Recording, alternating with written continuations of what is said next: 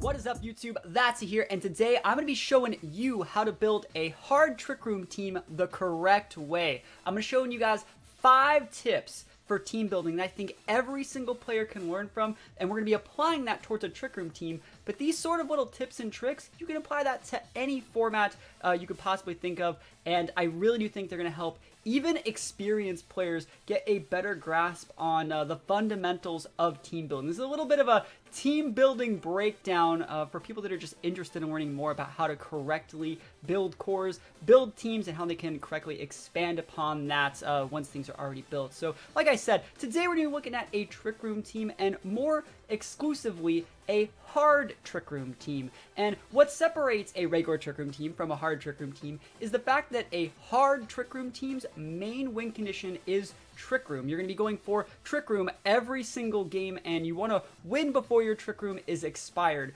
versus just a team that has Trick Room as sort of a secondary or, third win condition. Maybe it's like a Trick Room Tailwind team, or maybe it's like a team with a bunch of aggressive sweepers and then like a one Pokemon and like a Porygon 2. That's a team where Trick Room is like a secondary win condition if your opponent's speed control gets out of hand. Today we're going to be looking at hard Trick Room. We're going to be setting Trick Room on the first turn almost every single game. And like I said, I have 5 tips that you guys can follow when building your own teams. And if you follow these 5 tips, I guarantee you will have a team that will thrive in a best of 3 if you're building a hard Trick Room team. So what is the first tip? What is the first tip? Well, before we get into the first tip, I want to say that for all of these things, the key to building a good team in doubles, this is the key to building a good Pokemon team in general, is you need to double up on your strengths. Now, a lot of people always say you really need to cover up for your weaknesses. If let's say you have like an electric weakness, you should really cover that up with like ground types and grass types to mitigate that. No, the correct way to play Pokemon is to actually double up on your strengths. The more strengths you have, the harder it will be for your opponent to find the weaknesses if your strengths are so strong that your opponent cannot respect all of them at the same time. So the number 1 tip that we're going to be doing is actually having multiple Trick Room setters. So we're doubling up on the fact that we need Trick Room to go off. So you can see this team's 2 Trick Room setters are going to be Hatterene and Comfey. And those are actually 2 Pokemon that have completely different playstyles. Sure, they're both fairy types, they're weak to steel and poison attacks, but Hatterene has magic bounce, you can't taunt it.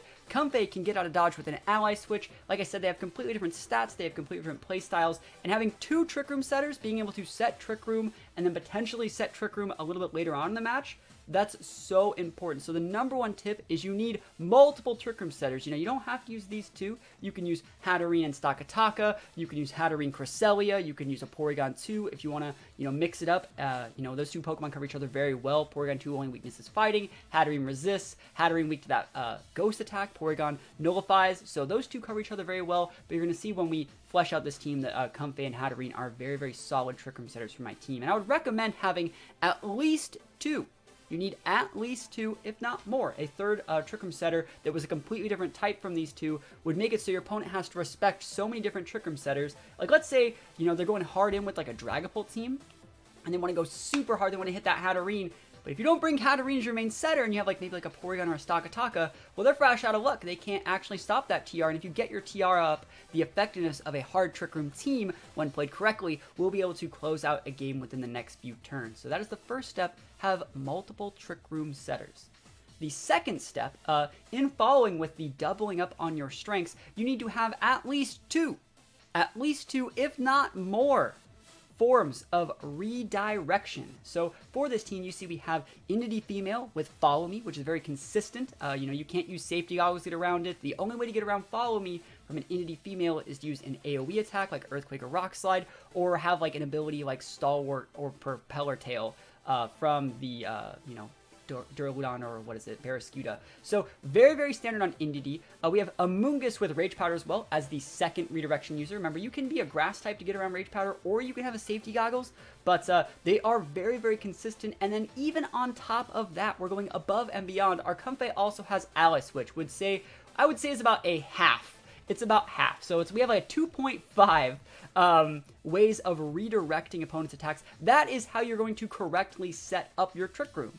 the way that you want to play a hard Trick Room team is you want to lead with one of your Trick Room setters, and you want through the course of 2 to 3 different types of leads, but whether that be a fake out lead, whether that be a redirection lead, or whether that be a sort of copycat Dynamax Trick Room lead, you can effectively force your opponent to respect so many options that there's no like standard team they can actually do to beat your TR. And so having multiple different forms of redirection, note that we have a Sash user with redirection, we have an Iron Ball user with redirection, which means we're going to be slower once the Trick Room goes up, and then last but not least, we have a, secondary Trick Room setter form of redirection. Like, I can lead Hattering Comfey, and I can just go double Trick Room, and I'm like, unless you got Imprison, one of these is going up, whether you like it or not.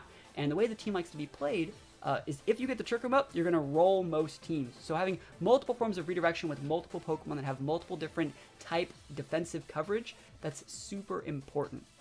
And so the next thing, the third thing that you actually want to follow up with if you're actually going to build the best hard Trick Room teams, similar to having multiple Trick Room setters, similar to having multiple forms of redirection, is having multiple forms of Fake Out and or Psychic Terrain. You actually need to be able to use Fake Out to stop your opponents from taunting you, sporing you, imprisoning you. That's super important. And if you can't go for Fake Out, the second best thing is to go for a Psychic Terrain, which I would say they're about equal, but also it's really good to have both of them because, like, if you have like a Liepard and an Entity like we have here in this team, and your opponent has just a Fake Out user, the fact that we have a faster Fake Out, the faster the better, being able so we can Fake Out their Fake Out users means if I were to lead Liepard Hatterene, they have to respect my ability to Fake Out their Fake Out user and go for Trick Room, or just go for a Max Guard Copycat Hatterene and Trick Room. It forces a lot of 50-50s, and from there, if you're the one that's dictating play and you're forcing your opponent to respect your 50-50s, all you need to do is win one and the game's over. There's so many different things you can do with those type of leads. I don't think you really need to necessarily use a Liepard. An Incineroar would work great there. A Hitmontop or a Scrafty would work great there. But yeah, having multiple forms of Fake Out and or Psychic Terrain, you're being very aggressive with your Psychic Terrain here, protecting your Hatterene. Like, another thing we could do is, like, if I wanted to lead, like a Mungus Hatterene, right? And they're like, cool, I'm going to lead Fake Out. They want to Fake Out that Hatterene and then dumps the Amoonguss with a teammate. Well, what you could really just do is hard switch out the Amoonguss for your NDD, get the Psychic Terrain, block it, they wasted their Fake Out, they hit the Entity, doesn't really matter because you get your Trick Room up that turn, then you win the game. So there's so many things that you need to do, but it's a lot easier to force those situations into your opponent, condition them into their play, the more Fake Outs and or Psychic Terrains you have. Remember, another good thing is having most of your Trick Room setters grounded when using that Psychic Terrain so they can actually be protected. But yeah, having multiple Fake Outs is super, super important. And that is the third thing that you actually have to do. Multiple Fake Outs. You're starting to see a pattern. You have to have multiples. We're doubling up on all of our strengths. And the reason I want to say that we're doubling up on our strengths is because, like, let's say we're using a Fake Out user like Liepard, and they have a Fake Out user like Hitmontop. Well, Liepard doesn't really like fighting Hitmontop. Yeah, I can Fake Out their Hitmontop, but eventually, like, Liepard's just gonna get taken out by, like, a Mach Punch or, like, a Close Combat. And so, if my main Fake Out user that I have to use is pinned super hard by a Pokemon on their team, it'd be really nice if I didn't have to use Liepard. The ability to force the 50-50 and force your opponent to respect not only Liepard's Fake Out, but the Entity doing relatively the same thing by blocking Fake Out while being a completely different type. For example, like putting pressure on the Hitmontop that I used in the example when talking about the Liepard. Forcing your opponents to respect multiple Pokemon that can do similar things, but not exactly the same thing, can really tunnel your opponents into a playstyle that makes them incredibly easy to predict and incredibly easy to influence. And that's actually going to lead into the fourth thing that you actually need to do to build a perfect hard Trick Room team. And that, again, in talking about how we're doubling up on our strengths, you need to have multiple forms of AoE spread damage. So things like Expanding Force, things like Fiery Wrath. A lot of teams use Rock Slides, Eruptions from Torkoal. The reason why you want to go for AoE attacks is because once you get your Trick Room up, you have 4 turns to win the game, or restabilize for a secondary TR. And depending on if your Trick Room setters have recovery moves, which this team personally doesn't, it's going to be really hard to do that. So the way that you actually want to be able to close out games is hit both of your opponents super, super hard, and pin them. Because what's usually going to happen is you get your Trick Room up, they're like, oh man, he got his Trick Room up. I'm going to defensive switch or protect. And so that's one turn after Trick Room gone. The next turn, they're probably going to switch that turn into their defensive switch, and that's the turn you want to nuke the things that are coming in. You want to absolutely get at least 1, if not 2 KOs on that first possible chance that you can get, and then force your opponent the last 2 turns, yeah, they can protect again, but then there's still 1 more turn of TR, and you're still slamming those AoE attacks in there. And if you're using multiple Pokemon with multiple different AoE attacks, you're going to be picking up more KOs than just going for big single target attacks. And you can definitely have a playstyle with like the Ice Horse that goes for big single target damage with multiple forms of redirection and healing. That's a very good team. There's absolutely nothing wrong with that. But the standard way to play Hard Trick Room is to go for multiple forms, at least 2 of AoE. So you can see we have Hatterene with Expanding Force, we have Moltres with the Fiery Wrath, and we have an Indeedee as well, who has heavy special attack investment and Expanding Force. Now, most teams, like I said, would run the Torkoal here, or maybe like a Stakataka with the Rock Slide, but I don't think it's necessarily required. You just need to correctly have just enough speed control and have just enough stats to actually make it work. So again, that was the 4th tip, is having lots of spread damage, so you can deal damage to multiple Pokemon at the same time and force your opponent to respect your options. Now the last thing, this is a thing that actually really does help in like a best of 3 scenario, but the last thing you actually want to do, the 5th tip for actually making a Hard Trick Room team work, is having a secondary win condition.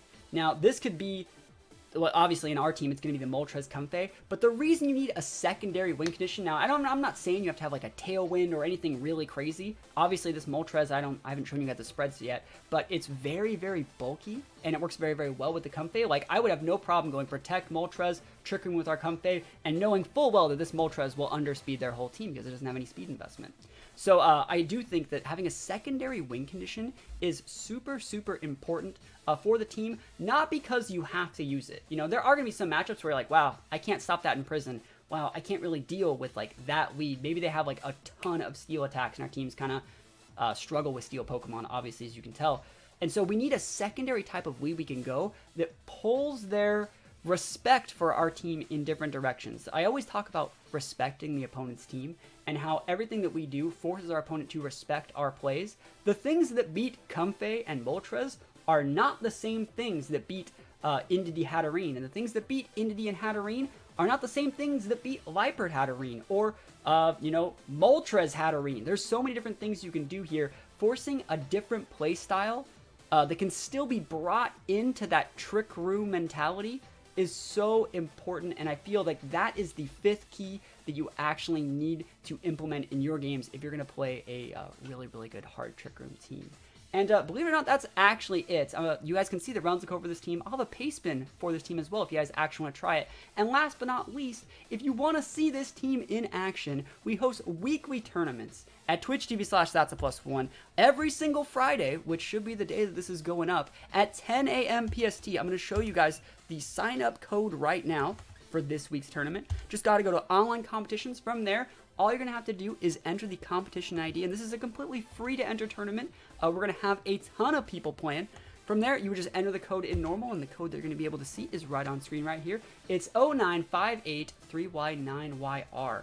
And hopefully we'll see you down here. Like I said, we stream every single game. The winner gets $10 from me, but I wish I could do a better prize. But again, it's a completely free to enter tournament, and I hope to see you guys there. Like I said, we run these every single week. You can also join our Discord to have further updates on future tournaments that we're gonna be running.